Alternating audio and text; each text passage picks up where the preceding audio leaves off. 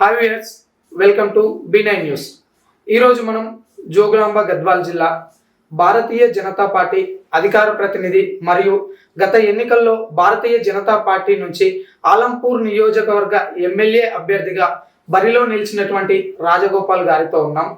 ఎన్నికల అనంతరం ఆలంపూర్ నియోజకవర్గంలో అదేవిధంగా రాష్ట్ర దేశ రాజకీయాల్లో ఏ విధమైనటువంటి పరిస్థితులు నెలకొని ఉన్నాయనేది ఆయన మాటల్లోనే తెలుసుకుందాం. నమస్తే సార్ రాజగోపాల్. నమస్కారం అండి. సార్, మీరు గత ఎన్నికల్లో ఆలంపూర్ నియోజకవర్గ బీజేపీ నుంచి అభ్యర్థిగా పోటీ చేశారు కదా, ఆ సమయంలో మీకు ఎదురైనటువంటి అనుభవాలు ఏమిటి? నమస్కారం అందరికీ. అనుభవాలంటే ఇది ప్రస్తుతం నాకు మొదటి ఎన్నిక. పార్టీలోకి రావడం కూడా గత 2.5 సంవత్సరాలు, ఎలక్షన్ కన్నా ముందు 2.5 సంవత్సరాల ముందు నేను పార్టీలోకి వచ్చాను. పార్టీలోకి వచ్చిన తర్వాత పార్టీ సిద్ధాంతం ప్రకారం ఏ రకంగా పనిచేస్తే పార్టీకి ఇష్టం అవుతుంది, ఏ రకమైన పనిచేసే వాళ్ళని పార్టీ దగ్గర తీస్తుంది, ఒక ఎమ్మెల్యే టికెట్ రావాలంటే మన పార్టీలో ఎంత కష్టపడాలనేది మనం హైకమాండ్ నుండి నేర్చుకునేది. ఇది ఒక సిద్ధాంతం, మాకు ఒక లెసన్ లాంటిది. కాబట్టి దానికి తగినట్టుగా కష్టపడ్డాం. ఫ్యామిలీ లైఫ్ లేకుండా భార్య పిల్లల్ని హైదరాబాద్లోనే ఉంచి, నేను యాక్చువల్గా అలంపూర్ స్వస్థలం నాది. కొన్ని కారణాల వల్ల చదువుకోవడానికి ఉద్యోగ ప్రభావంతో నేను హైదరాబాద్లో ఉండడం జరిగింది. నా పిల్లల చదువు కోసం, నా భార్య కూడా ఒక ఎంప్లాయీ కాబట్టి వాళ్ళని అక్కడే ఉంచి నేను భారతదేశంలో చాలా స్టేట్లో తిరగడం జరిగింది. తర్వాత మోడీ గారు చేసే పనులకు, పార్టీ సిద్ధాంతాలకు ఆకర్షితుడనై నేను బ్యాంక్ నుండి బయటకు వస్తూనే పార్టీలో జాయిన్ అవ్వడం. తర్వాత బ్యాంకులు ఉండగా నేను ఒక యూనియన్ లీడర్ని కాబట్టి తిరిగి ఇక్కడికి కూడా ప్రజాసేవ చేయాలనే ఉద్దేశంతో భారతీయ జనతా పార్టీని ఎన్నుకున్నాను. ఆ రకంగా పార్టీలో జాయిన్ అయ్యాను. తర్వాత హైకమాండ్ కూడా నన్ను గమనించి నాకు 2023 సంవత్సరంలో ఎమ్మెల్యే టికెట్ ఇవ్వడం జరిగింది. అదేవిధంగా పోరాడాను. అయితే దాన్ని అన్నట్టు మీరు అడిగినట్టు దానికి అనుగుణంగా నా అనుభవం ఏంటంటే, పార్టీలో ఇంకా కూడా ప్రజల దగ్గరికి పోలేకపోయినాం. ప్రజల దగ్గరికి అంటే పార్టీని ఇంకా బలంగా తీసుకురాలేకపోయింది ఇక్కడ జరిగిన విషయాల మీద. తర్వాత జరిగింది ఏమంటే, కాంగ్రెస్ టీఆర్ఎస్ అనేది ఎప్పటి నుంటో పాతుకుపోయినది. ఇక్కడ భారతీయ జనతా పార్టీ అనేది ఒక సిద్ధాంతం గల పార్టీ, ప్రజల కోసమే ఉందనేది ప్రజల్లో తెలుసు. కానీ ఇక్కడున్న చైతన్యం లేకపోవడమో, లేక ప్రజల దృష్టిలో భారతీయ జనతా పార్టీ మీద పెద్ద అవగాహన లేకపోవడము, లేక భారతీయ జనతా పార్టీ ఇస్తున్న ఏవైతే కార్యక్రమాలు ఉన్నావో, ఏవైతే సేవలు చేస్తుందో, ప్రజలకు ఏవైతే సౌకర్యాలు అందిస్తుందో దాన్ని వాళ్ళు గమనించలేదో, అనుకున్నంత స్టేజ్కు ప్రజలు రీచ్ కాలేకపోయినారు. అది కారణం. ఓకే సార్, ఇప్పుడు ప్రస్తుతం అలంపూర్ నియోజకవర్గంలో ఎక్కడ చూసినా కూడా అక్రమ మట్టి ఇసుక దందాలే మొత్తం రాజ్యం వెళ్తున్నాయి. మరి వీటిపై ప్రతిపక్ష హోదాలో ఉన్నటువంటి మీరు ఏమంటారు? ప్రతిపక్ష పార్టీగా ఇది వాళ్ళ హక్కుగా భావిస్తారు వాళ్ళు. ఎందుకంటే వాళ్ళ జన్మ హక్కుగా, మాకు ఎదురెవడున్నాడు, మేము ఏం చేసినా నడుస్తుంది. ఇసుక దందాలు అనేది కాంగ్రెస్ వాళ్ళకు, టీఆర్ఎస్ వాళ్ళకు వెన్నుతో పెట్టిన విద్య. వాళ్ళు పైకి వచ్చేది దానిలో విన్న.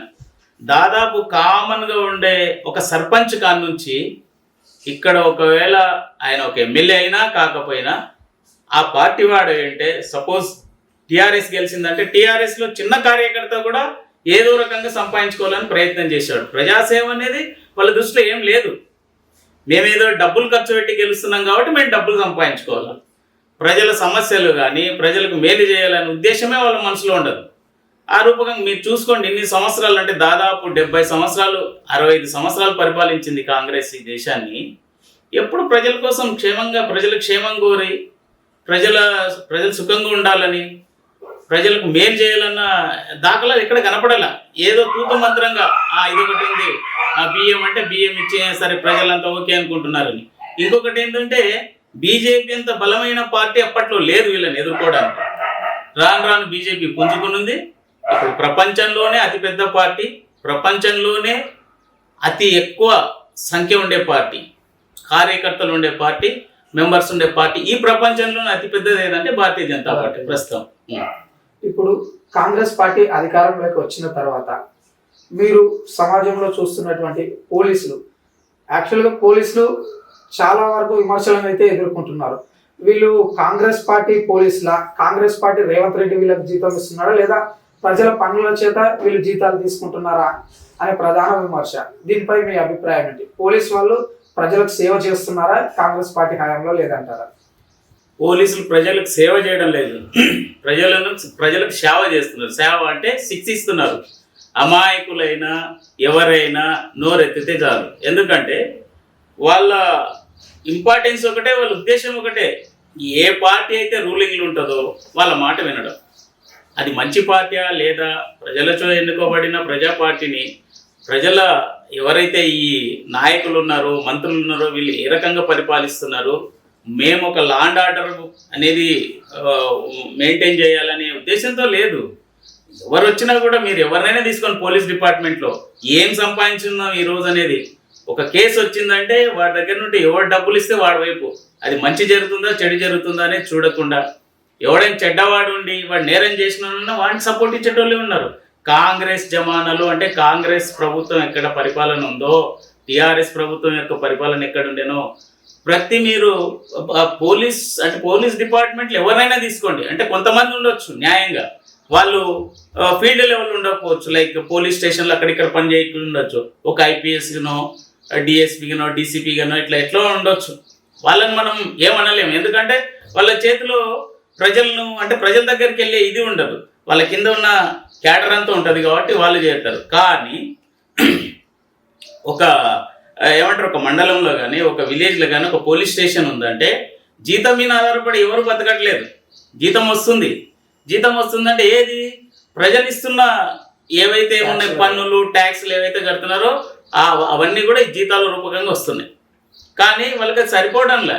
ప్రతి నేను ఒక పోలీస్ అయినానంటే ఒక సంవత్సరానికి నా టార్గెట్ ఎంత, ఎన్ని లక్షలు సంపాదించుకోవాలి, ఎన్ని కోట్లు సంపాదించుకోవాలని. పోలీసులు వాళ్ళు శపథం చేస్తారు, ఏది ఓత్ తీసుకుంటారు డిపార్ట్మెంట్లోకి ఎంటర్ అయ్యేటప్పుడు, అవన్నీ కూడా తుంగలో దొక్కేసి నేను ఎంత సంపాదించుకోవాలి, నా పిల్లల్ని ఎక్కడ చదివించాలి, నాకు రాబోయే ఆస్తి ఎంత, నా పిల్లలు ఎన్ని తరాలు సుఖపడాలన్నంత ఆలోచనలో ఉండి లా అండ్ ఆర్డర్ అనేది భ్రష్టు పట్టించారు పోలీస్ డిపార్ట్మెంట్. ఆలంపూర్ నియోజకవర్గంలో ఆలంపూర్ మండలం తర్వాత రాజోలి మండలం ఇసుక దందాకు పెట్టింది పేరు అని అయితే ఇప్పుడు వినిపిస్తుంది. మనం చూసుకున్నట్లయితే రాజోలి పోలీస్ స్టేషన్ కి కూతబెట్టి దూరంలో జస్ట్ 500 మీటర్ల దూరంలో నది నుంచి అక్రమ ఇసుక డంపులను ఏర్పాటు చేసి దాదాపుగా 40 ట్రిప్పులు 50 ట్రిప్పులు చేస్తే వాటిని రెవెన్యూ వాళ్ళు వచ్చి సీజ్ చేసినారు. అక్కడ ఉన్నటువంటి ఎస్ఐకి అదేం కనపడడం లేదు. మరి అక్కడ ఉన్నటువంటి భారతీయ జనతా పార్టీ క్యాడర్ దీని మీద ఏ విధంగా ఫోకస్ చేస్తుంది అంటారు? క్యాడర్ అని చెప్పుకునే దానికన్నా ముందు నేను ఏం చెప్తా అంటే, ఒక క్యాడర్కి కూడా గవర్నమెంట్ నుండి బలమైన సపోర్ట్ దొరకాలి. ఇప్పుడు ప్రస్తుతము భారతీయ జనతా పార్టీ ప్రభుత్వం లేదు తెలంగాణలో, అయినా చాలా వరకు కార్యకర్తలందరూ కూడా ఫైట్ చేసినా కూడా ఏంటంటే, నేను చెప్పాను కదా, పోలీస్ డిపార్ట్మెంట్ రూలింగ్ పార్టీ ఏది, ప్రస్తుతం ఏ పార్టీ పవర్లో ఉంది వాళ్ళనే చూస్తారు. ఆ పార్టీ ఇప్పుడు కాంగ్రెస్ రూలింగ్లో ఉంది కాబట్టి కాంగ్రెస్ రూలింగ్ నుండి ఒక మామూలు కార్యకర్త వచ్చి తప్పు చేసినా వాడు కాలర్ ఎగరేసుకొని ఎస్ఐసిఐ ముందు ఫోజులు కొడుతున్నారు. అదే మామూలు వేరే పార్టీ వాడు ఎవడిపైనా భయపడాల్సి వస్తుంది. అట్లాంటి సిచ్యువేషన్ తీసుకొచ్చారు. లా అండ్ ఆర్డర్ అనేది ఏది మేలు ఏది చెడు ఏది న్యాయం అనేది ఆలోచన చేసే ధోరణిలో లేదు డిపార్ట్మెంట్.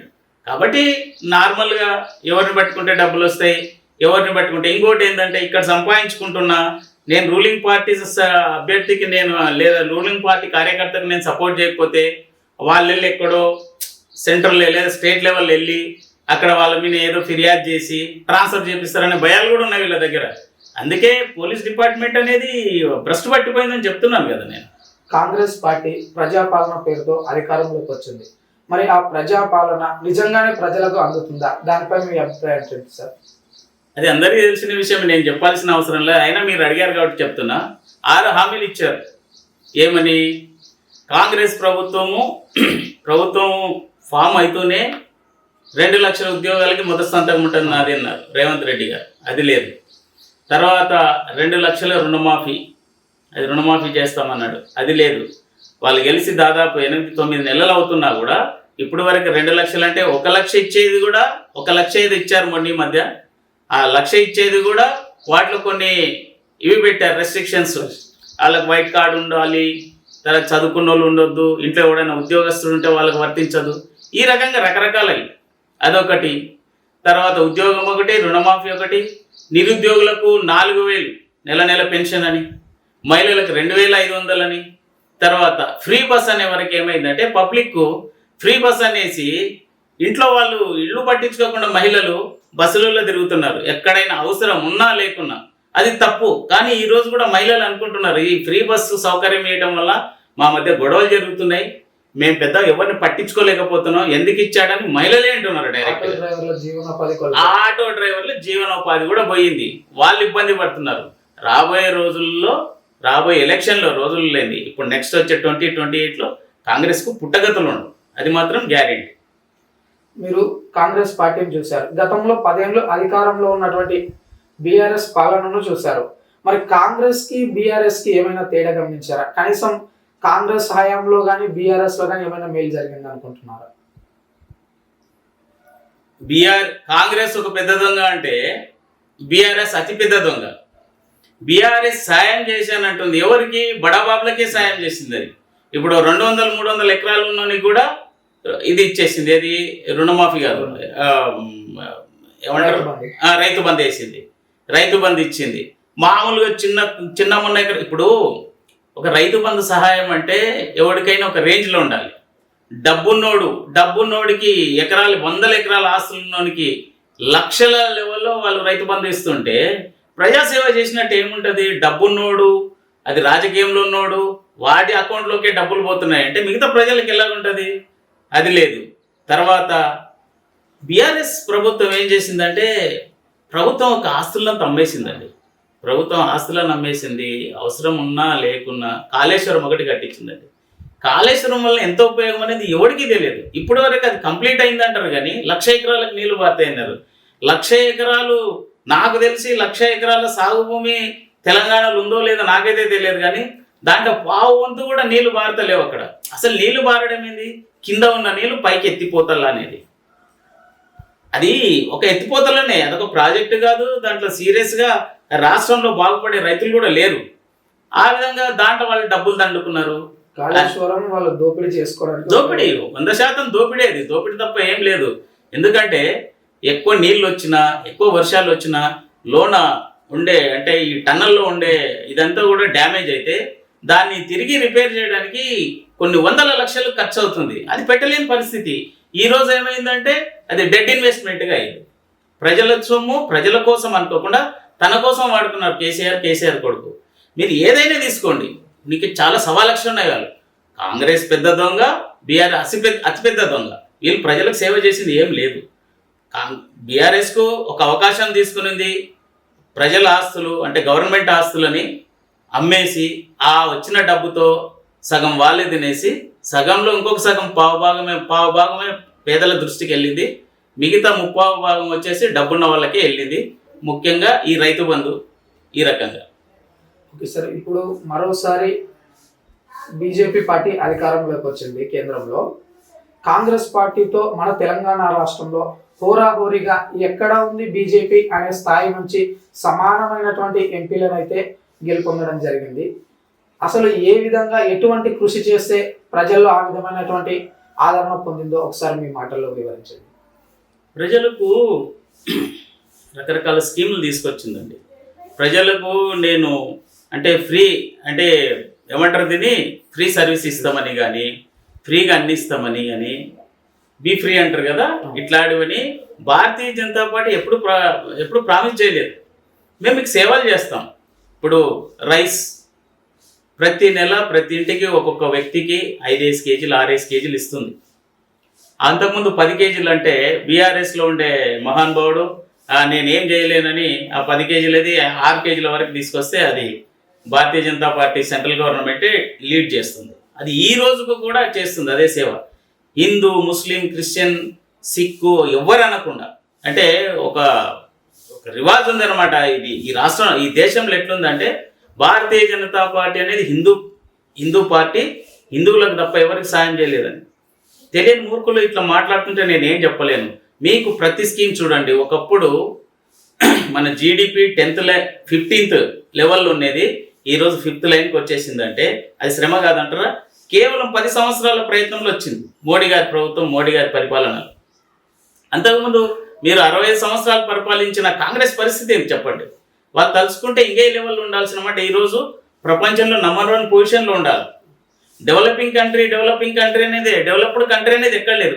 ఈ 10 సంవత్సరాలు అయిన పాలనలో డెవలప్డ్ కంట్రీ అయిపోయింది ఇప్పుడు భారతదేశం. భారతదేశాన్ని చూస్తే పక్కనున్న రాష్ట్రాలు భయపడిపోతున్నాయి. వాళ్ళని తడుపుకుంటే మన వల్ల కాదు అనేది. ఎందుకంటే ఇప్పుడు మనం దేంట్లోనైనా మీకు అందరికీ దీటు అన్నట్టు, మీరు ఎవరైతే సైనికుల విషయంలో తీసుకోండి, వాళ్ళ సురక్ష కోసం, వాళ్ళ వెపన్స్ కోసం, ఫైటర్స్ కానీ ఏవైనా సరే, వాళ్ళ ఫ్యామిలీ కోసం, వాళ్ళ శాలరీస్ పరంగా కానీ, ఇవాళ రేపు సైనికులు త్రిదళాల వాళ్ళు మేము వెళ్తాం కొట్లాడడానికి అని రెడీగా అయ్యేటోళ్ళు ఉన్నారనమాట. దానికి కారణం ఏంటంటే సెక్యూరిటీ పరంగా గవర్నమెంట్ కూడా ఈ త్రివిధ దళాలకు పవర్స్ ఇచ్చేసింది. మీరు ఎక్కడైతే దేశాన్ని ఎక్కడైతే నాశనం చేసే వాళ్ళు ఏ దేశమైనా ముందుకు వస్తే ఖచ్చితంగా ఎదుర్కోండి. ఎవరికి మీరు చెప్పాల్సిన అవసరం లేదు. చెప్పినా కొన్ని సెకండ్లో దాని డిసిషన్ వస్తుంది. కాబట్టి అది మీరు ఎదుర్కొంది అన్నారు. దీనికి ఫైట్ చేశారు కదా మొన్న ఏంటి పాకిస్తాన్లో. ఇది కామన్, ఎందుకంటే మన దేశాన్ని ఎదుర్కోవడం చాలా కష్టం. సో దేశంలో మన ప్రభుత్వం ఉన్నంత కాలము ఈ దేశానికి డోకా లేదండి. మీరు కరోనా టైంలో చూశారు. కరోనా టైంలో ప్రపంచ దేశాలన్నీ అల్లాడిపోయాయి.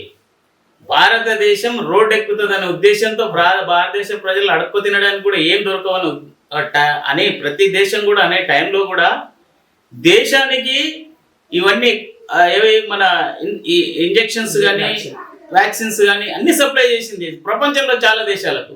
ఇజ్రాయెల్తో సహా చేసింది. ఇజ్రాయెల్లో ఆ రేట్ తక్కువ ఉండే, కోవిడ్ రేట్ తక్కువ ఉండే, అయినా కూడా చేసింది అనమాట. ఇవి ఇంత పెద్దతనం అంటే 65 సంవత్సరాల కాంగ్రెస్ పాలనలో ఎప్పుడన్నా ఇంత మంచి పనులు చేసింది. ఇదే కాదు, వాళ్ళ టైంలో మలేరియా వచ్చింది, రకరకాల రోగాలు వచ్చాయి, నెలలు బాధపడ్డారు ప్రజలంతా, చనిపోయారు వేల లక్షల కేసుల్లో. కానీ ఇక్కడ చావు రేట్ చాలా తక్కువనే. నువ్వు ఏ దేశం లాస్ట్కి అమెరికాని తీసుకోండి, అమెరికా కన్నా కూడా COVID-19లో భారతదేశంలో చావుల రేట్ చాలా తక్కువ. అది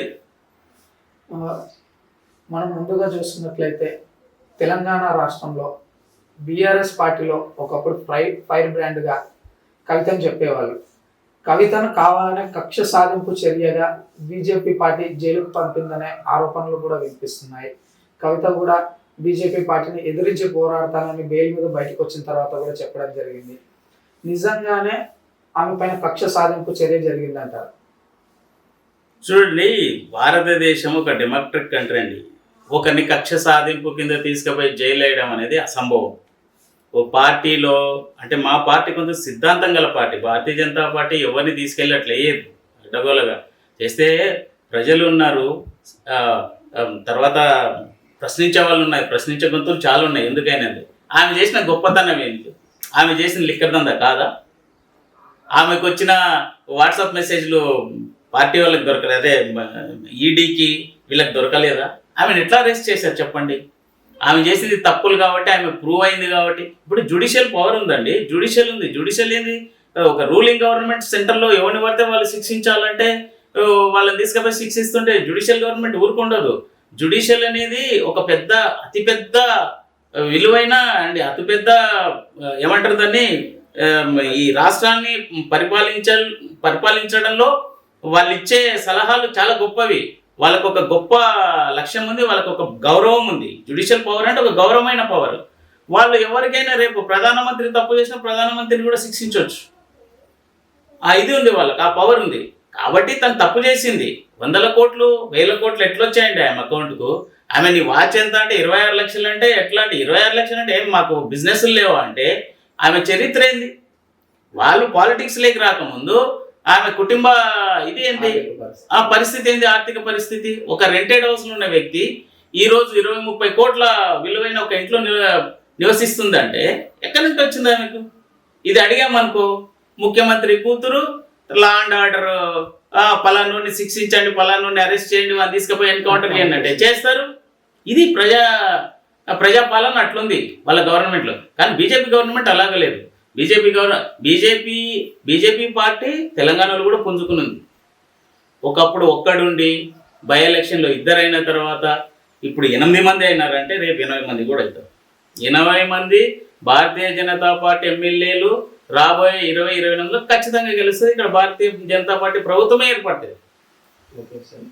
ఇంకొకటి BJP party fire brand Madhavilatha గారు. మాధవీలత గారు ఓటమికి గల కారణాలు ఏమనుకుంటున్నారు? ఓటమికి గల కారణాలు దొంగ ఓట్లే. రెహింగ్యాలు వచ్చారు ఇక్కడికి. ఈ దేశంలో రెహింగ్యాలు అనేది ఎందుకంటే ముస్లింలు అమాయకులు బతకలేక వస్తున్నారు. వస్తే ఎవడో 2 డబ్బులు వాడేస్తే బతుకుదాం, అక్కడ కష్టపడలేమనే ముస్లింలు వేరే దేశాల నుండి, ఇక్కడ బంగ్లాదేశ్ అయితే, అక్కడ పాకిస్తాన్ అయితే, అక్కడ నేపాల్ అయితే, అక్కడ నుండి ఇన్సర్జెన్సీ చాలా ఎక్కువైపోయింది దేశంలోకి వచ్చేవాళ్ళు. ఎందుకంటే ఎవడేమన్నా కూడా నేపాల్కి వెళ్ళి బంగ్లాదేశ్ నుండి ఇక్కడ జ్వరపడుతున్నారు. సో ఏమైందంటే ఇక్కడ జ్వరపడినోడికి వాడు ఇక్కడ ఇండియాలోకి రాకముందే వాడికి ఆధార్ కార్డు, తర్వాత ఇంకా ఎన్ని కార్డులు అవసరమో రేషన్ కార్డుతో సహా, అంటే వాళ్ళ నెట్వర్క్ అట్లుందనమాట ముస్లింలది. ఈ ముస్లింలని అందరినీ నేను అన్నానండి, చాలా మంది అమాయకపు ముస్లిం నా దేశంలో, అంటే మన భారతదేశంలో అమాయకపు ముస్లింలు ఉన్నారు. పాపం 4-5 మంది పిల్లలు ఉన్నా కూడా వాళ్ళు కష్టపడి చిన్నప్పుడు చదివిద్దామా లేదా అది వేరు పక్కన పెడితే, మనం వీలైన బతకాలి, మనం బతకాలని చిన్న చిన్న కష్టాలు చేపిస్తున్నారు. ఒకసారి బాధ అనిపిస్తుంది వాళ్ళని చూసి.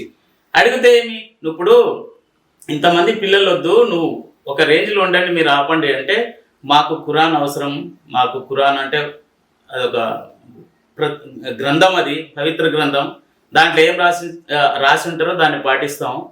దేవుడు అనేవాడు పిల్లల్ని ఆపొద్దు అంటాడు, పిల్లల్ని పుట్టేయడం నీ బాధ్యత అంటాడు. కాబట్టి ఆ బాధ్యతను తీసుకొని మేము సరే ఓకే కాదన్నాం. పాతకాలంలో కూడా హిందువులలో కూడా 10 మంది 12 మంది ఉన్న కుటుంబాలు చాలా ఉన్నాయి. 10-12 మంది పిల్లలకు తల్లిదండ్రులు ఉన్న వాళ్ళు చాలా మంది ఉన్నారు. సరే పరిస్థితుల ప్రభావం వలన రాను దేశ జనాభా పెరిగితే, దేశానికి ఇన్కమ్ తక్కువ ఉన్నప్పుడు ప్రజలు సుఖంగా బతకడం కష్టం అనేది గవర్నమెంట్ అప్పట్లో ప్రజల దృష్టికి తీసుకొచ్చింది. కాబట్టి కుటుంబ నియంత్రణ అనేది 2 లేక 3 అని, 3 లేక 2 అని ఇట్లా రావడంతో హిందువులు చాలా వరకు దాన్ని పాటించడం జరిగింది. ముస్లింలు కేవలము ఖురాన్ మీద ఆధారపడి మాకు అల్లా చెప్పాడు, అల్లా అంటే పిల్లలు పుట్టితే పర్వాలేదు, ఎంతమంది అయినా పర్వాలేదు అనే ఉద్దేశంతో, సరే వాళ్ళ మతం, వాళ్ళ గౌరవం, మనం దాన్ని గౌరవించాలి, దాంట్లో పక్కన పెడితే. నేను అనేది ఏంటంటే అట్లాంటి వాళ్ళు కూడా వాళ్ళు ఏం చేస్తున్నారంటే వాళ్ళు అమాయకులే పాపం. ఇప్పుడు చిన్న చిన్న ఊర్లలో ఉన్నారంటే వాళ్ళతో ఒక రిలేషన్తో మాట్లాడుతున్నాం, మామ బావ పాప. ప్రధానంగా వినిపిస్తున్న వద్ద ఏమంటే బీజేపీ పార్టీ ముస్లింలకు వ్యతిరేకం, ముస్లింల అభివృద్ధి కోసం ఏమీ చేయదు అనే మాట అయితే వినిపిస్తుంది. వాస్తవానికి ముస్లింల అభివృద్ధి కోసం అసలు ఏం చేస్తుంది? బీజేపీ ముస్లింల వాళ్ళ ఎదుగుదల కోసం చేస్తున్నది ఏంటంటే, అంటే వాళ్ళకు ఒక మంచి సహాయం ఏం చేసిందంటే, ఫస్ట్ త్రిబుల్ తలాక్ తీసేసింది. త్రిబుల్ తలాక్ అనేది ముస్లిం కమ్యూనిటీలో ఎంత భయంకరమైనదంటే ప్రజలకు తెలియదు. ఒక భార్య ఉన్నా తిరిగి అతను ఇంకొక స్త్రీని కావాలనుకుంటే తను ఈమెకు తలాక్ అని 3 సార్లని ఎవరితోనైనా పెళ్లి చేసుకోవచ్చు అనేది షరియా ప్రకారం అదొక రూల్ అని చెప్తారు, ఆ చట్ట ప్రకారం. ఆ రకంగామైన కొల్లలు జరిగాయి అన్నమాట మన దేశంలోనే, ఎక్కడో గురించి మనం మాట్లాడకూడదు. దానికి ఆ భర్తతో 2-3 పిల్లల్ని కన్నా ఈ తల్లి పడే బాధలు వర్ణనాతీతం, చెప్పలేనివి. ఎందుకంటే ఈమె దగ్గరికి రాడు, ఈ పిల్లల్ని చూసుకోడు, వేరెవరిని చేసుకుంటాడో ఆమెతో ఉంటాడు. లేదు కలిసి ఉందామంటే ఆమె మీద ఎక్కువ ఇంట్రెస్ట్ చూపించి ఈ పాత భార్య మీద, పిల్లల మీద ఎక్కువ ఇలాంటి అశ్రద్ధలు చేసి వాళ్ళ జీవితాలని సర్వనాశనం చేసిన భర్తలు కోకొల్లలు ఉన్నారు మన దేశంలో ముస్లింలు. అలాంటి దాన్ని భారతీయ జనతా పార్టీ ఒకవేళ ముస్లింలు అంటే ఇష్టం లేకుంటే చావని వదిలేసేది. అది చట్టం కాదు, అది చట్ట ప్రకారం అది కరెక్ట్ కాదు. మీరు ముస్లింలైనా భారతీయులు, భారతదేశం ఏ చట్టం ప్రకారం అయితే ప్రజాజీవనం నడుస్తుందో మీరు కూడా అట్లా నడవాలని ఫైట్ చేసి మరి త్రిబుల్ తలాక్ యాక్ట్ని వాళ్ళు రద్దు చేశారు. అది మరి ముస్లిం సోదరీమణులకు సేవ చేసినట్టు కదా. ముస్లింలు మహిళలు సంతోషిస్తున్నారు ఈరోజు. ఆ రోజు మోడీ గారికి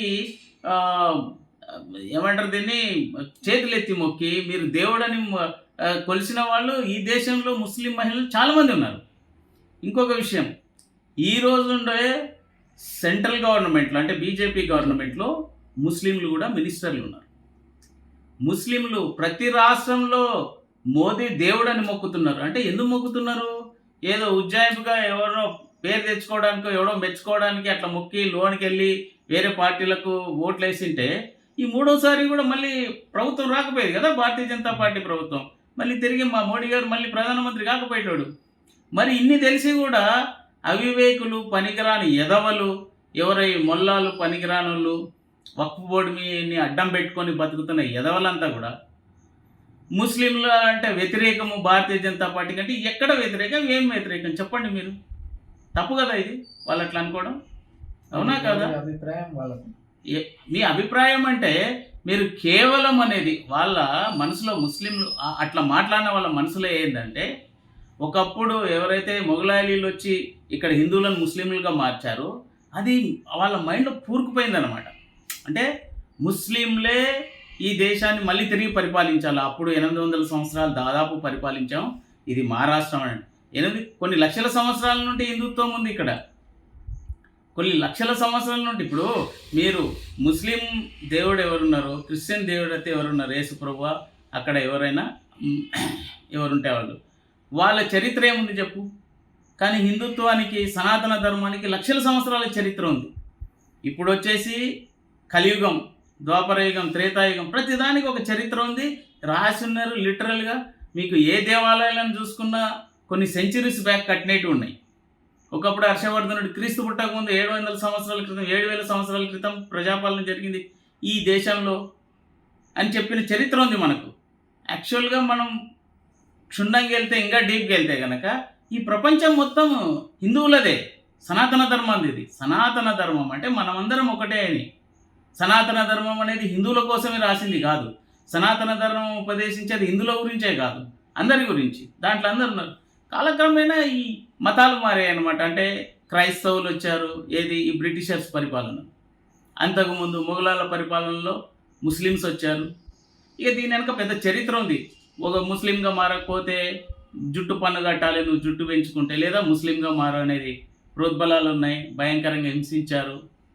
మీకు ఇంతెందుకు, కాసిం రజ్వీ అనేవాడు మీకు పోయిన చరిత్రనే తెలిసిందే. ఇక దాని గురించి మనం ఏం చెప్పక్కర్లేదు. అది బంగ్లాదేశ్లో జరుగుతున్నటువంటి హిందువుల మీద దాడులు కానీ, అల్లర్లకు కానీ అసలు దాని వెనుక ఉన్నటువంటి సమస్య ఏదనుకుంటున్నారు? ముస్లింలు, నేను చెప్పాను కదా, ముస్లింలు ఈ భూమి మీద ముస్లిం పరిపాలననే రావాలా, ఈ ప్రపంచంలో ప్రతి దేశం కూడా ముస్లిం దేశంగానే ఉండాలి అని ఒక బలమైన ఆలోచన మనసులో ఉండి, క్రూరమైన ఆలోచన, అది బలమైనది కాదు. దేవుడు ఎక్కడో చెప్తున్నాడు. ఇప్పుడు ఎవరిని అడిగాం మేము, ఒకసారి అడిగితే దేవుడు మా అల్లా ఏం చెప్తాడంటే, మా ఖురాన్లో హిందువులను చంపండి అంటాడంట. అసలు దేవుడు అనేవాడికి అందరూ ఒకటే అనుకున్నప్పుడు హిందువులను చంపమని ఎందుకంటాడు? హిందువులు చేసిన పాపం ఏంది?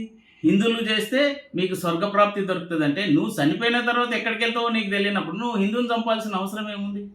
ఒక చిన్న ఉదాహరణ చెప్తా. రాజస్థాన్లో జరిగింది.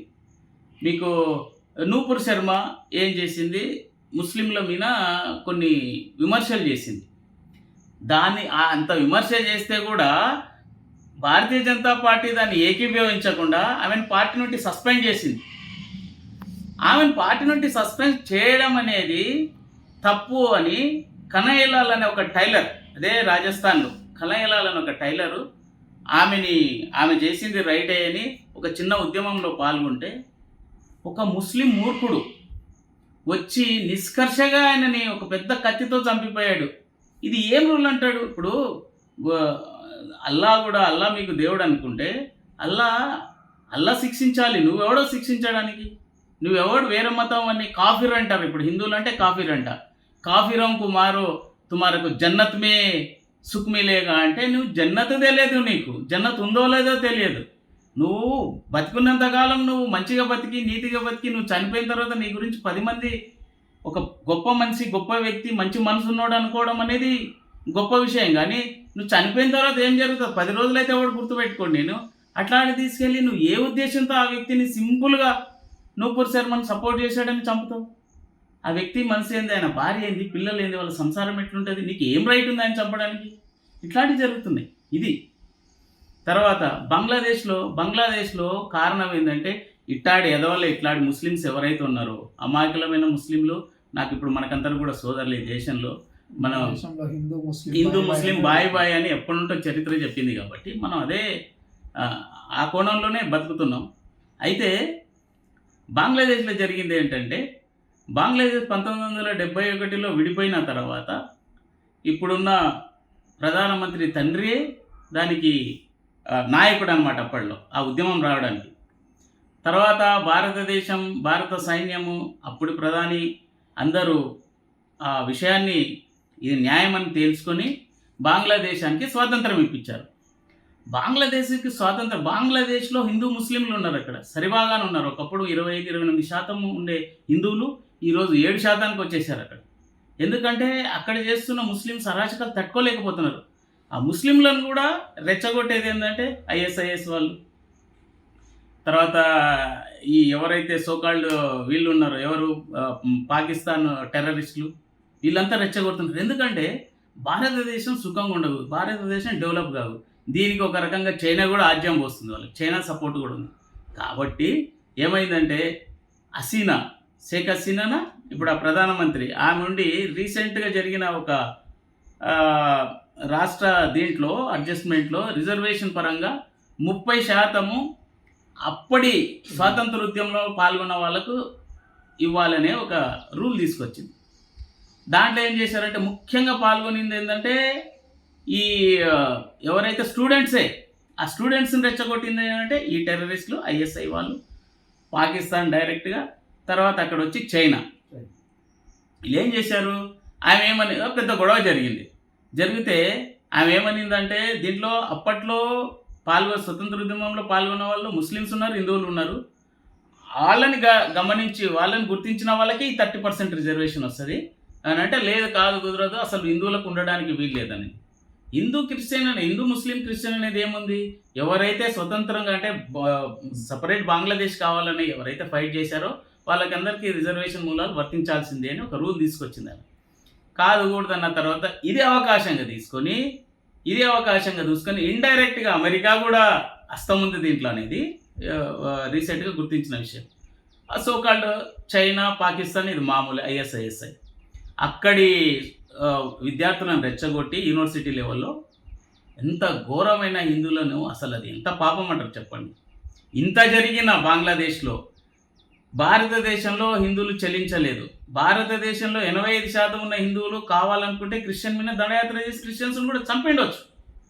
కానీ నా ప్రభుత్వము, మన కేంద్ర ప్రభుత్వము, మా పార్టీ సిద్ధాంతాలు అవి కాదు, మనమంతా ఒకటే. అక్కడ కారణం ఏందో తెలియదు, కారణం తెలుసుకుందామని. ఇంత జరిగిన షేక్ హసీనా గారు ముస్లిం అయినా ఈ దేశంలో రక్షణ ఇచ్చారు ఆమెకి, ఇక్కడికి రాండి అని. అది గొప్పతనం మోడీ గారి.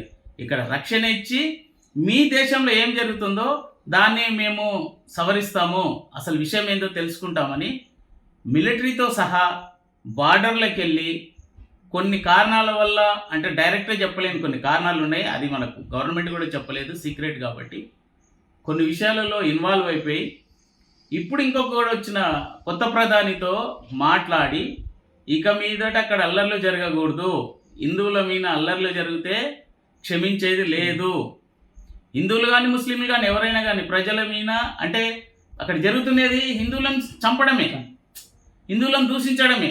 చిన్న పిల్లలండి, ఒక తండ్రి ముందు భార్యని కూతురుని రేప్ చేయడము, చంపడము, గర్భిణితో ఉన్న ఒక స్త్రీని ఆ కడుపు కోసేసి లోనున్న పిల్లని చంపడం, ఎంత దారుణము. ఇది మీకు అల్లా చెప్తున్నాడా?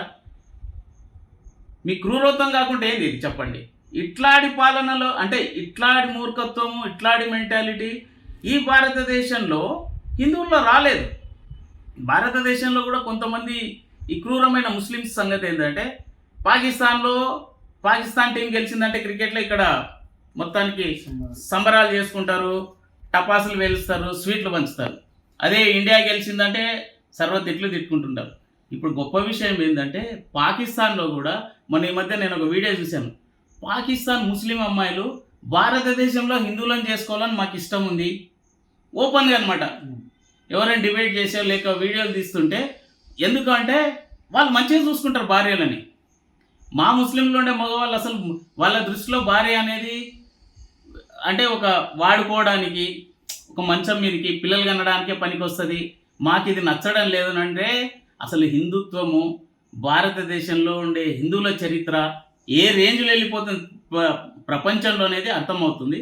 సో అక్కడ జరిగింది అరాచకం, ఏది బంగ్లాదేశ్లో జరిగింది. అలాంటిది ఎక్కడ జరగకూడదని కోరుకుంటున్నాను. అది ఇప్పుడు తెలంగాణలో కాంగ్రెస్ పార్టీ హైడ్రా తీసుకొచ్చింది కదా సార్, హైడ్రా వల్ల అసలు ఎవరికి ఉపయోగం? హైడ్రా ఒక డ్రామా అండి. హైడ్రా డ్రామా ఎందుకనంటే ఎన్ కన్వెన్షన్ను పాడు చేసి ఎన్ కన్వెన్షన్ కూలగొట్టారు, బాగానే ఉంది. ఇప్పుడు మీ కేసీఆర్, కేటీఆర్, కవిత, తర్వాత ఆయన ఎవరు వాళ్ళ అల్లుడు హరీష్ రావు, పోతే ఎంఐఎం పార్టీ వాళ్ళు అక్బరుద్దీన్, అసదుద్దీన్, ఇంకా చాలామంది, ప్రతి ఒక్కరికి కూడా ప్రభుత్వ భూములను ఆక్రమించుకొని వాటిల్లో ఫామ్ హౌస్లను కట్టుకోవడం, తర్వాత ఈ ఏదైతే డ్రింకింగ్ వాటర్ ఫెసిలిటీ ఉందో అక్కడికంతా కూడా వీళ్ళు వాడిన నీరు ఏదైతే వేస్టేజ్ వాటర్ అంతా కూడా అక్కడ పోయి కలవడం, గండిపేటలో కలుస్తున్నాయి, మీరాలం చెరువులో కలుస్తున్నాయి. ఇలాంటిది ఏంటంటే ఆ నీళ్ళని కొన్ని 10 సంవత్సరాల నుండి హైదరాబాద్లో వాడే ఆ నీటిని రేపు వర్షం వచ్చి ఆ చెరువులు నిండితే ఆ నీటిని అసలు ప్రజలకు ఎట్లా సప్లై చేస్తారు తాగునీరుగా? కష్టం కదా. ఇది గమనించి అదే కాకుండా కాలువలను కూడా పూర్తి చేసి అక్కడ ఇల్లులు కట్టుకున్నారు. ఇదంతా కబ్జాలే అనమాట. నేను ఈ రాష్ట్రం నా పరిపాలన అంటే మా పార్టీ పరిపాలనలో ఉంది అంటే మనం దీన్ని ఎక్కడైనా కబ్జా చేసుకోవచ్చు. ఎందుకంటే చీఫ్ మినిస్టర్ కానీ ప్రతి ఒక్కరు వీళ్ళకి సపోర్ట్ చేసేవాళ్ళే. లా అండ్ ఆర్డర్ కూడా వీళ్ళకి సపోర్ట్ చేసేది. కాబట్టి మంచిదే కాదన్నాను. ఇప్పుడు మీకు ఎంఐఎం వాళ్ళే అక్బరుద్దీన్, అసదుద్దీన్ కోకొల్లలు ఉన్నాయి ఇట్లా కబ్జా చేసినవి, కాలేజీలు ఉన్నాయి, పెద్ద పెద్ద బిల్డింగ్లు ఉన్నాయి. నామకే వాస్తే ఏదో ఒకటి ఎవనో ఒక కార్పొరేటర్ వాళ్ళు వీళ్ళు కూల్చారు, కానీ ఇంకా చాలా ఉన్నాయి. వాళ్ళ ఉద్దేశం ఏంటంటే ప్రజల దృష్టి డైవర్ట్ చేయాలని. కాంగ్రెస్ ప్రభుత్వం ఏంటంటే ఒక పెద్ద పని చేస్తున్నారంటే వీళ్ళకి ఇస్తామన్న హామీలు నెరవేర్చకుండా ఆ వైపు దృష్టి మళ్లించాలని ప్రజలంతా. నాగార్జునది ఎన్ కన్వెన్షన్ కూలగొట్టారు, ఎంఐఎం పార్టీ వాళ్ళ అసదుద్దీన్ ఒక కాలేజ్ కూలగొట్టిపోతున్నారంట, 30 బుల్డోజర్లు పోయినాయంట. వీళ్ళిద్దరిపై ముఖ్యమంత్రి రేవంత్ రెడ్డిని నీకు దమ్ముంటే పోయి కూల్చన్నారంట. ఇది రోజు మనకు పేపర్లో వస్తున్న వార్తలు, కాంట్రవర్సీలు అనమాట. వీళ్ళు పంపిస్తున్నాడో లేదు తెలియదు, ఎవరికి తెలియదు. అక్కడ ఎవడు ఏమి వీడియోస్ తీస్తలేరు, పత్రికారులు పోతలేరు, రాణిస్తలేరు. ఎక్కడైతే పత్రికారులు పార్టీకి పత్రికారులు షూట్ చేసిన వీడియోల వల్ల, పేపర్లో వచ్చే మెసేజ్ల వల్ల పార్టీకి పేరు వస్తుందో అవి వాడుకుంటున్నారు వాళ్ళు. ఈ ఎంఐఎంని కూల్చండి, బోలెడున్నాయి కూల్చడానికి, కూల్చాలి వాళ్ళు. వాడుకుంటున్నారు వాళ్ళు. ఈ ఎంఐఎంని కూల్చండి, బోలెడున్నాయి కూల్చడానికి, కూల్చాలి వాళ్ళు. ఎందుకు కూల్చలేరు?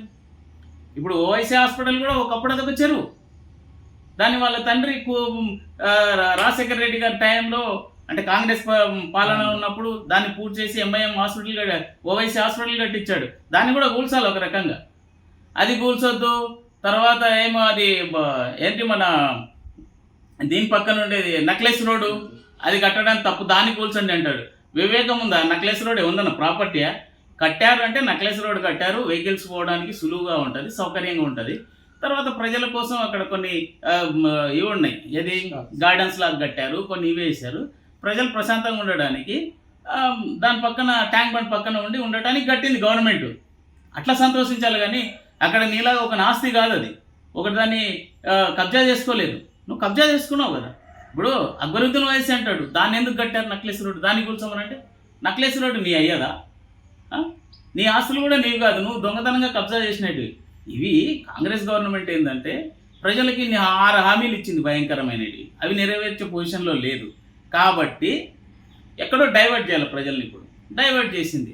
ప్రజలు కూడా ఇది ఏదో రేవంత్ రెడ్డి పెద్ద గొప్ప పనులు చేస్తున్నాడు, 10 మంది అనుకుంటే 90% అసలు ఈయన దీన్ని ఎందుకు చేస్తున్నాడు అనేది ఆలోచన. మంచిదే, అభిప్రాయం మంచిది, కూల్చడం లేదు అట్లా. దీని వెనక ఉండే మతలబ్ ఏంటంటే ఇదే రేవంత్ రెడ్డి గారిది, కాంగ్రెస్ ప్రభుత్వాన్ని. ఓకే సార్, ఇప్పుడు మన అలంపూర్ నియోజకవర్గం విషయానికి వస్తే ఉమ్మడి మహబూబ్ నగర్ జిల్లా ఎమ్మెల్సీ చెల్లా వెంకటరామరెడ్డి త్వరలో పార్టీ మారబోతున్నాడు అనేది అయితే ఇప్పుడైతే పుకార్లు షికారు చేస్తుంది. మరి అందులో మీకు తెలిసినంత వరకు వాస్తవం ఎంత అనుకుంటున్నారు? ఒకవేళ ఆయన గనక కాంగ్రెస్ పార్టీలో చేరితే దానివల్ల కాంగ్రెస్ పార్టీలో ఉన్నటువంటి నాయకులకు నష్టం ఉందా? అదేవిధంగా బీజేపీ పార్టీకి ఏమైనా భవిష్యత్తులో నష్టం వాటిల్లే అవకాశం ఉందా ఆలంపూర్ నియోజకవర్గంలో? ముఖ్యంగా సంపత్ కుమార్ ఉన్నాడు కదా, ఆయన అటుకెక్కుతాడు. ఈయన గనక కాంగ్రెస్లోకి వెళ్తే మన చెల్ల వెంకటరామరెడ్డి గారి అభిప్రాయం ఎట్లుంటుందంటే, ఎక్కడ పోయినా నేనే డామినేట్ చేయాలి, అది ఎంత దూరమైనా కానీ నా పవర్లోనే ఉండాలి, ఏదున్నా నేను చెప్పినట్టే వినాలనేసి. ఒకవేళ చెల్ల వెంకటరామరెడ్డి గారు బీఆర్ఎస్ టీఆర్ఎస్ను వదిలేసి కాంగ్రెస్లోకి వెళ్తే సంపత్ కుమార్ అటకెక్కినట్టే. ఆ ఉద్దేశం కూడా ఉండొచ్చు, అదే ఉద్దేశంతో కూడా పోతుండొచ్చు. ఎందుకంటే అందరు అరాచకాలు చేస్తున్నారండి.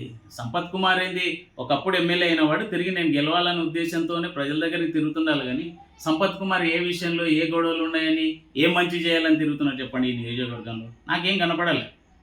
మన తుమ్మిల ప్రాజెక్ట్ ఉంది కదా, తుమ్మిలకు ఇంత నీళ్ళు వస్తున్నా కూడా ప్రజలకు ఈ పొలాలు ఎండిపోతున్నాయి, నీళ్ళు వదలండి మొర్రో అని పోయిన నెల అంటే ఆగస్టు 4వ తారీఖు మేము బీజేపీ వాళ్ళమంతా కూడా ఒక జిల్లా స్థాయిలో పోయి అక్కడ ధర్నా చేస్తే అది గమనించి బీజేపీలకు పేరు వస్తుందని సోకాళ్ళు ఇప్పుడు సిట్టింగ్ ఎమ్మెల్యే ఎవరు విజయుడు పోయి ఒక 5-10 మందిని వేసుకున్న ఆయన ఇది చేసి లేదు నీళ్ళు వదలాలని దాన్ని ఆన్ చేస్తే పేరు వాళ్ళకు వస్తుందని దాన్ని ఆఫ్ చేయించి, ఎందుకంటే గవర్నమెంట్ వాళ్ళది అనుకొని సంపత్ వెళ్ళి దాన్ని ఆఫ్ చేయించి ఆ వాటర్ సప్లైని ఆఫ్ చేయించి కొన్ని రోజులు ఆగి తను చేస్తున్నట్టు మళ్ళీ రియాక్షన్. అంటే ఇది ప్రజల కోసం, వీళ్ళు ప్రజల మనుషులు కాదు, పేరు ఎవరికి వస్తుంది, వాడికి వస్తే నాకేమొస్తుంది అని ఆలోచన చేసిన వ్యక్తిత్వమే కానీ వీళ్ళకు ప్రజల కోసం ప్రజాక్షేమం గురించి చేస్తున్న పనులు ఒక్కట్లేవు వీళ్ళ దగ్గర.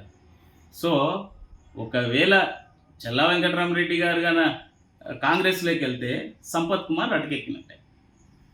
ఓకే సార్, మరి వచ్చే ఎన్నికల్లో కాంగ్రెస్ పార్టీని అదేవిధంగా బీఆర్ఎస్ పార్టీని బీజేపీ ఏ విధంగా ఎదుర్కోబోతుంది? తెలంగాణ రాష్ట్రంలో బీజేపీ ఎటువంటి వ్యూహంతో ప్రజలకు చేరువ కాబోతుంది అంటారు? భారతీయ జనతా పార్టీ దేశం మొత్తంలోనే, ఒక రాష్ట్రాన్ని దృష్టిలో తీసుకోకుండా దేశం మొత్తంలోనే ప్రజాక్షేమమే మనకు కావాల్సింది. ప్రజాక్షేమం కోరుకొని ప్రజలకు దగ్గరైతేనే మనకు గుర్తింపు ఉంటుంది, మనకు ఫ్యూచర్ ఉంది. ఈ దేశంలో కానీ ఏ రాష్ట్రంలో అయినా కానీ భారతీయ జనతా పార్టీయే ప్రభుత్వమే మళ్ళీ తిరిగి రావాలని ప్రజలు కోరుకోవాలని ఒక సంకల్పంతో ఉంది. కాకుంటే మీకు వెరీ సింపుల్ చెప్తాను నేను. ఒకప్పుడు ఒకే ఎమ్మెల్యే రాజాసింగే ఉండేవాళ్ళు, ఏది భారతీయ జనతా పార్టీ నుండి తెలంగాణలో. బైపోల్స్ అయితేనే ఇద్దరు వచ్చారు, ఈటల రాజేందర్, రఘునందన్ రావు. సరే, తర్వాత మళ్ళీ వాళ్ళు తిరిగి ఎలక్షన్లో మళ్ళీ ఎమ్మెల్యేగా కాంటెస్ట్ చేస్తే ఓడిపోయారు, వేరే విషయం, దానికి కారణాలు వేరే ఉండొచ్చు. కానీ ఒక ఎమ్మెల్యే 2 బైపోల్స్ నుండి వచ్చిన 2 ఎమ్మెల్యే కాకుండా 8 మంది ఎమ్మెల్యేలు గెలిచారు. దీన్ని బట్టి మీకు ఏమర్థమవుతుంది? ఈ రాష్ట్రంలో భారతీయ జనతా పార్టీ అభివృద్ధి చెందుతుంది ఒకటి. ఇంత కాకుండా అంతకుముందు ఉన్న మన ఎంపీలు ఎవరు? 4 ఈ రాష్ట్రంలో భారతీయ జనతా పార్టీ నుండి ఎన్నుకోబడిన వాళ్ళు 4 ఎంపీలు. ఆ 4 కాస్త ఇప్పుడు 8 మంది అయ్యారు. ఇంకొక 4 మాత్రం తక్కువ మెజారిటీతో ఓడిపోయారు, తక్కువ మెజారిటీతో. ఆ 4 కూడా గెలిచింటే కాంగ్రెస్ ప్రభుత్వము, అసలు కాంగ్రెస్ ప్రభుత్వానికి గుర్తింపే లేకపోయేది ఇక్కడ. సో ఈ చిన్న డెవలప్మెంట్ ఏది కేవలం ఒక 6 నెలల్లో జరిగింది. ఇది రాబోయే 4 సంవత్సరాలు ఉన్న ఎలక్షన్లు. ఖచ్చితంగా రాబోయే రోజుల్లో ఇప్పుడున్న 8 మంది ఎమ్మెల్యేల సంఖ్య పక్కన 80 మంది అవుతారు. ఖచ్చితంగా భారతీయ జనతా పార్టీ ప్రభుత్వం ఇక్కడికి వచ్చేస్తుంది ఖచ్చితంగా. అది మాత్రము తూచా తప్పకుండా జరిగే సత్యం. కాబట్టి ప్రజల దగ్గర కూడా మేము ఏమనిపోతున్నామంటే, ఉచిత హామీలు ఇస్తలేదు భారతీయ జనతా పార్టీ, కానీ ఇచ్చిన హామీలు ఏవైతే ఉన్నాయో నెరవేర్చకుండా కూడా ఉండలేదు. మీరు చూడండి, ప్రతిదీ ఏది చెప్పినా నడిపిస్తుంది అనమాట. ఇది చేస్తామంటే చేసి చూపిస్తుంది. అలాగా భారతీయ జనతా పార్టీ ఒక సిద్ధాంతము, నిష్ఠా నియమం గల పార్టీ, ఒక సనాతన ధర్మాన్ని గౌరవిస్తుంది. కులమత భేదాలు లేవు అనడానికి కారణం ఏంటంటే, పార్టీలో ఉండే కేంద్ర స్థాయిలో పార్టీ ప్రభుత్వంలో ముస్లింలు కూడా మినిస్టర్లు ఉన్నారు, ముస్లింలు కూడా చాలా యాక్టివ్ మెంబర్స్ ఉన్నారు మా భారతీయ జనతా పార్టీలో. సో ఏంటంటే వాళ్ళు కూడా నిజం ఏంది తెలుసుకుంటున్నారు, ఎవరి పరిపాలన మంచిగా ఉంటుంది అని తెలుసుకుంటున్నారు. ఈ దేశం బాగుపడాలంటే ఆర్థికంగా మరే విధంగానైనా బాగుపడాలంటే ఒక సుపరిపాలన ఇచ్చే పార్టీ కావాలని కోరుకొని భారతీయ జనతా పార్టీకి సపరేట్గా మనస్ఫూర్తిగా కూడా ముస్లిం సోదరులు చాలామంది ఇంకా రాను రాను కూడా చాలామంది వస్తారు. అది జరిగేది, ఇది సత్యం. Okay sir. కాంగ్రెస్ పార్టీ హయాంలో ఎమ్మెల్సీగా ఎన్నికైనటువంటి తీన్మార్ మల్లన్న మీద మీ అభిప్రాయం ఏమిటి సార్? 7200 మల్లన్న. అవును సార్. ఆయన చరిత్ర ఏమంటే, ఒకప్పుడు కేసీఆర్ గారు ఆయన జైల్లో వేసి నానాక ఇబ్బందులు పెడితే ఆయన ఫ్యామిలీ మెంబర్స్ అంతా వచ్చి ఎవరు సహాయం చేసి, ఎవరు సహాయం చేయక, ఎవరు ఆయన జైలు నుండి బయటికి తీసుకురాకుండా ఉన్న సమయంలో భారతీయ జనతా పార్టీ మెయిన్ వ్యక్తుల దగ్గరికి తను వెళ్ళి, వాళ్ళ భార్య కుటుంబంతో సహా వెళ్ళి తనను విడిపించాలి ఎట్లనంటే, వాళ్ళు కేంద్ర ప్రభుత్వం దగ్గరికి వెళ్ళి ఆయన వాదన కరెక్టే అని చెప్పి కొన్ని నెలల తర్వాత తనను విడుదల చేశారు. చేసిన తర్వాత నేను రుణపడి ఉన్న భారతీయ జనతా పార్టీకి అనిపోయి తనుగా స్వయాన పెద్దల్ని తీసుకెళ్ళి ఢిల్లీకి వెళ్ళి కండవ కప్పించుకొని భారతీయ జనతా పార్టీలో జాయిన్ అయిన ఒక గొప్ప వ్యక్తిలాగా పేరు తెచ్చుకున్నాడు. అప్పుడు సరే కరెక్టే, ఎందుకంటే తప్పు చేసిన వాడిని దూషిస్తున్నాడు, తప్పు చేసిన వాడిని పాయింట్అవుట్ చేస్తున్నాడు అని మేమందరం సంతోషించాము. మార్నింగ్ న్యూస్తో క్యూ న్యూస్లో ప్రశ్నిస్తున్నాడని అందరూ కూడా విద్యార్థులతో సహా వీడు గొప్ప లీడర్ రా అని అందరూ ఒక గుర్తింపు తీసుకొచ్చారని. ఎప్పుడైతే పోయిన ఎలక్షన్లలో భారతీయ జనతా పార్టీ ఇక్కడ ఓడిపోయిందని తెలిసాడు, అంటే అంతకుముందు కూడా బేస్ ఉంది నాకు, రాబోయే రోజుల్లో ఎక్కడి నుంటైనా సరే తన ఎమ్మెల్సీ కావాలని, అనుకోకుండా అవకాశాన్ని వాడుకొని భారతీయ జనతా పార్టీ ఏదో రకంగా తనకంటే ఫ్రీడమ్ ఇవ్వట్లేదని, పార్టీ కొన్ని సిద్ధాంతాలు తను నచ్చట్లేదని, ఏదో డొంక తిరుగులు తిరిగి అలేగాని కారణాలు చెప్పేసి ఆయన ఇంటెన్షన్ వేరే అనమాట. కాంగ్రెస్ కండువ కప్పుకున్నాడు. కాంగ్రెస్ కండువ కప్పుకోవడానికి కారణం ఏంటంటే, రాబోయే రోజుల్లో కాంగ్రెస్ గెలిచే ఛాన్సెస్ ఎక్కువ ఉన్నాయని పోయిన ఎలక్షన్ 2023లో ఎలక్షన్లో ఆయనకు, అంటే ఇవన్నీ ఎట్లా తెలుస్తుంటే తెలిసింది, జరిగింది. కాంగ్రెస్ జెండా కప్పుకున్నాడు. ఒకప్పుడు ఆయన ఇండిపెండెంట్గా నిలబడ్డాడు ఎమ్మెల్సీగా, మంచి ఓట్లే వచ్చాయి కాబట్టి ఆ గుర్తింపే ఉంటుందని పోయి, ప్లస్ కాంగ్రెస్ కూడా రూలింగ్లో ఉంది ఈ రాష్ట్రంలో కాబట్టి ఏదో రకమైన సహకారం దొరుకుతుంది తనకొని ఎట్లయితే మొత్తానికి ఎమ్మెల్సీ అయినాడు. ఆయన ఏంటంటే అవకాశవాది, రంగులు మార్చుకుంటున్న ఊసరవెల్లి అనమాట.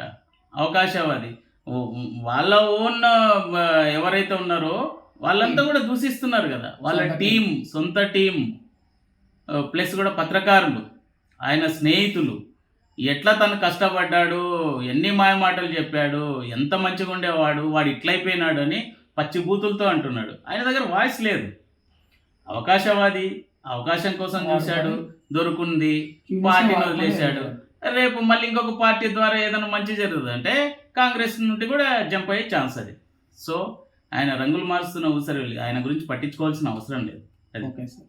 ఇప్పుడు మా B9 న్యూస్ ఛానల్ ద్వారా మీరు ప్రజలకు, అదేవిధంగా భారతీయ జనతా పార్టీ కార్యకర్తలకు ఏం చెప్పాలనుకుంటున్నారు? నా ఉద్దేశం ఏంటంటే, ప్రజల ఓటు చాలా విలువైనది. తర్వాత ప్రజలు కూడా ప్రజల కోసం కష్టపడే నాయకుడిని ఎన్నుకోవాలి, శాసనసభలో అయినా లోకసభలో అయినా.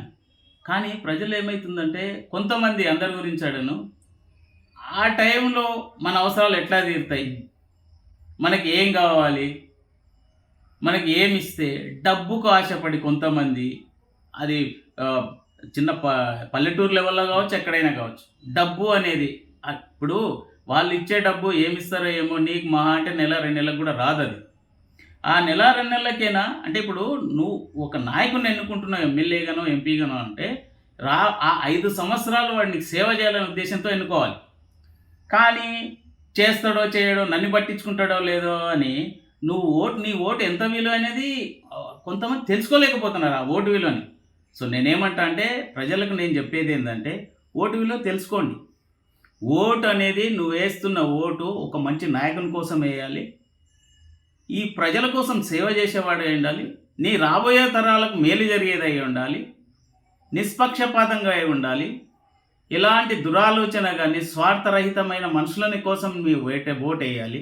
అంతేగాని ఈ నెలలో మీరు చూస్తున్నారు ఎంతమంది ఇప్పుడు ఎలక్ట్ అయిన మన విజయుడు అనే ఎమ్మెల్యే ఏమాత్రం మనకి ఈ నియోజకవర్గం గురించే మాట్లాడతాం, ఏమాత్రం సహకరిస్తున్నాడు, ఏదో పార్టీలో ఫంక్షన్ల కంటే పోయి వస్తున్నాడు తప్పితే ఇంత విపత్తు జరుగుతుంది ఈ నియోజకవర్గంలో.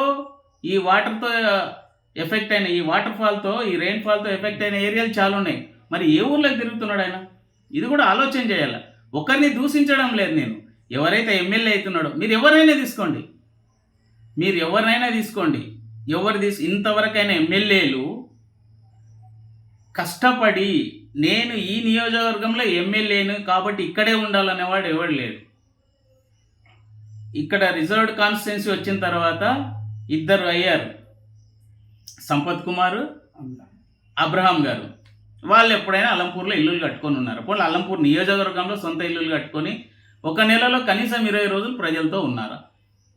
లేరు. మీరు అంటే నేనేదో అక్కస్తో చెప్తలేను, వాస్తవాలు చెప్తున్నా.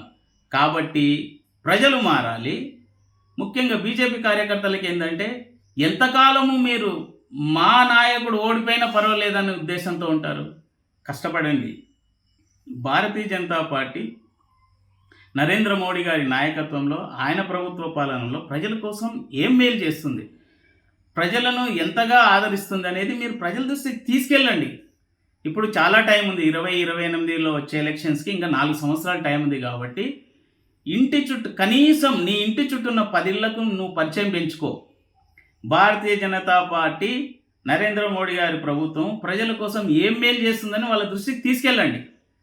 తీసుకెళ్తే నువ్వు 1కి 10 సార్లు చెప్పినప్పుడు ఇట్లా ప్రతి కార్యకర్త ఒక 10 ఇళ్లను పంచుకొని మీరు పార్టీ గురించి, పార్టీ చేస్తున్న సేవల గురించి, ప్రజల కోసం ఎంత సేవ చేస్తుంది, ప్రజలకు ఇచ్చిన హామీలు ఎన్ని నెరవేర్చుకుంటుంది పార్టీ అనేది, ప్రజలకు ఇచ్చిన హామీలు 100% భారతీయ జనతా పార్టీ నిర్వర్తిస్తుంది. దాన్ని మీరు ప్రజల దృష్టికి తీసుకెళ్తే ఖచ్చితంగా వచ్చే ఎలక్షన్లో మరియు సెంట్రల్లో కూడా 2028, 2029, 2028 శాసనసభ, 2029 లోక్సభ మొత్తం భారతీయ జనతా పార్టీ చేతిలో ఉంటుంది. ఈ దేశం మొత్తం భారతీయ జనతా పార్టీ పరిపాలనలు ఉందంటే మన పైన శత్రుత్వం పెంచుకుంటున్న అమెరికా, పాకిస్తాన్, చైనా వగైరా ఏవైతున్నాయో, బంగ్లాదేశ్, శ్రీలంక, ఇవన్నీ కూడా కళ్ళు నోరు అన్నీ మూసుకొని బతుకు జీవుడాన్ని బతుకుతాయి. ఇది గమనించండి. తర్వాత రాబోయే 5 సంవత్సరాల్లో కూడా నంబర్ 1 దేశంగా ప్రపంచంలో మనది ఒక చరిత్ర సృష్టిస్తుంది. దయచేసి ఇది మీరు ఆలకిస్తారని ఆశిస్తూ సెలవు తీసుకుంటున్నాను. చూశారు కదండి, మన అధికార ప్రతినిధి రాజగోపాల్ గారు తన అనుభవాన్ని అంతా మనతో షేర్ చేసుకున్నారు. ఏ విధంగా ప్రజలకు అభివృద్ధి జరగాలి, ఏ విధంగా ప్రజలు అభివృద్ధి చెందుతారు అనే విషయాల మీద మనం అడిగిన ప్రశ్నలన్నిటికీ చాలా చక్కగా సమాధానం అయితే ఇవ్వడం జరిగింది. భవిష్యత్తులో కూడా ఇటువంటి కార్యక్రమాలు సార్తో ఆయన సమయం ఇస్తే మరిన్ని కూడా చేద్దాం. అంతవరకు చూస్తూనే ఉండండి మీ B9 న్యూస్.